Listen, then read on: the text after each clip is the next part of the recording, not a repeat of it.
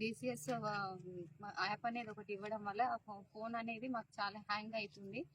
Proper గా మాకు support చేయట్లేదు.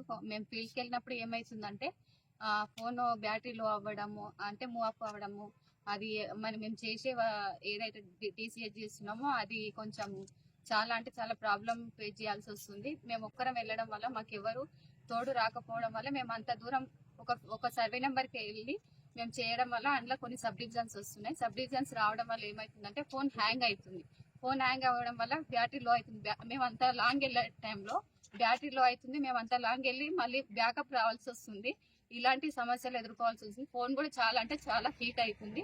ఇంకోటి మహిళా ఏహోలు ఏమవుతుందంటే కొంతమందికి హెల్త్ ఇష్యూస్ ఉన్నాయి, దానికి కూడా కన్సిడర్ చేయట్లేదు.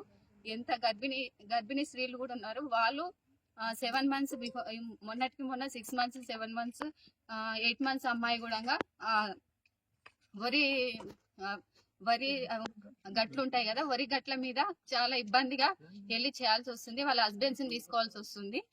కొంతమంది అమ్మాయిలకి ఇబ్బంది ఉన్న ఎవరికి అంటే ఫెసిలిటీస్ లేని వాళ్ళకి వాళ్ళ హస్బెండ్స్ తీసుకెళ్లడము, మహిళా గర్భిణీ స్త్రీలకి ఎలాంటి అంటే తోడు అనేది ఎవరు లేకుండా ఉండడం వల్ల చాలా అంటే చాలా ఇబ్బంది ఎదుర్కోవాల్సి వస్తుంది.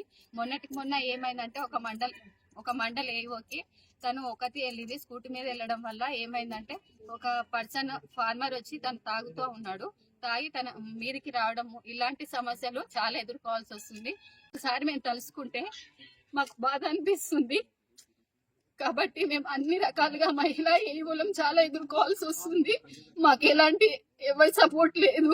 కాబట్టి గవర్నమెంట్ దృష్టికి ఇది తీసుకెళ్తున్నాం. కాబట్టి పేరున మీ అందరికి కోరుతున్నాము. కాబట్టి మా సమస్యని పై దృష్టికి తీసుకెళ్తున్నాము. కాబట్టి మాకు ప్రతి మహిళ ఏఓకి మాకు సపోర్ట్ ఒకరు ఉండాలి, అసిస్టెంట్లు కావాలని కోరుకుంటున్నాము. Thank you so much. గత సీజన్ నుంచి డిసిఎస్ క్రాప్ బుకింగ్ చేయాలని, డిజిటల్ క్రాప్ సర్వే చేయాలని మాకు ప్రపోజల్స్ రావడం జరిగింది. అయితే అప్పటి నుంచి కూడా మాకు ఎటువంటి కనీస సౌకర్యాలు లేవని మేము మా యొక్క సమస్యల్ని వాళ్ళ ముందు ఉంచాము. ఇప్పటి వరకు కూడా కనీస సౌకర్యాలు లేకుండా మేము డిసిఎస్ చేయడానికి మాకు చాలా ఒత్తిడి పెంచుతున్నారు.